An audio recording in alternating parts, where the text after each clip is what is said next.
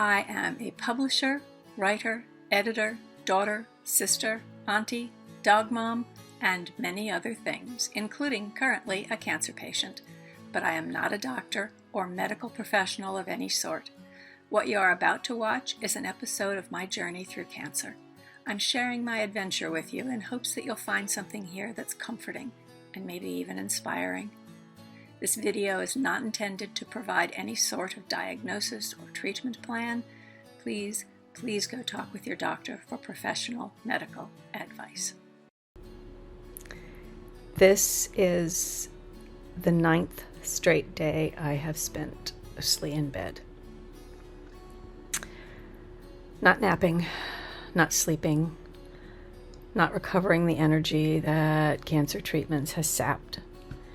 Instead, I am mostly trying my best not to move and, not disturb my pelvis. And I am bored, silly. My mom is doing all right. She's stable. At least that's what my stepfather tells me, because I haven't had the bandwidth to go see her very often in these last bedridden days. The last time I visited her, we called my brother, and my brother asked Mom if I was taking care of her, and I answered for her. I said, Lynn's not taking care of anyone. She's barely taking care of herself. But I'm thinking about Mom a lot while I'm in bed, bored, because among the things that would irritate the pants right off of her when I was a kid was to announce that I was bored. Part of the reason that she would get mad, I think, is because she had a really busy life. She was a full-time teacher, she was a union organizer, she was active in her sorority, she was active in state politics. She had a pretty big house to care for, 3 kids. She didn't have time to deal with, figuring out something fun for a teenager to do in the afternoon. Mostly she would tell me to go vacuum something, so I learned pretty early on not to let her know I was bored. One of the things that I've been doing to stave off boredom while I've been in bed is watching way too much television. I finished Only Murders in the Building to the end of this new season. I rewatched the last season of The Handmaid's Tale in order to prepare for the new season dropping. And I watched all 6 seasons of The Sopranos again for the 4th time.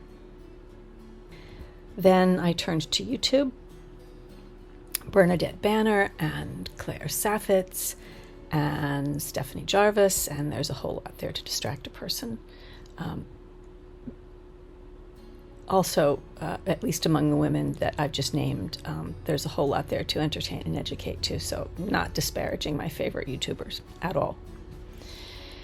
But at the end of the day, however, what I wanted to do was work, to have something to occupy my mind, even if physically sitting at my desk is not really possible right now, given the radiation burns.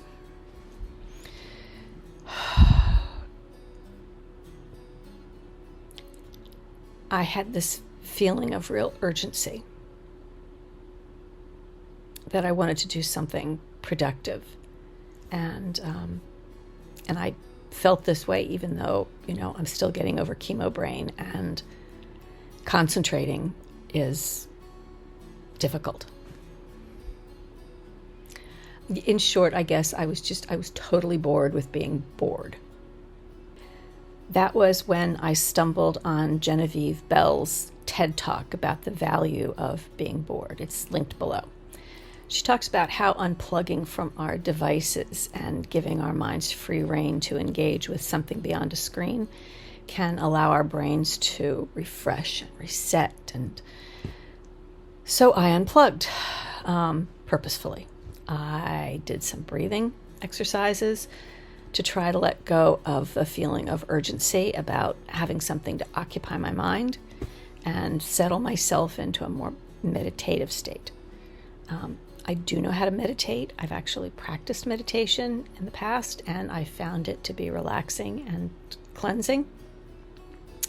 But lately with cancer, I have been trying not to think, because when you have cancer, you think about cancer, and that can lead you to some pretty dark places.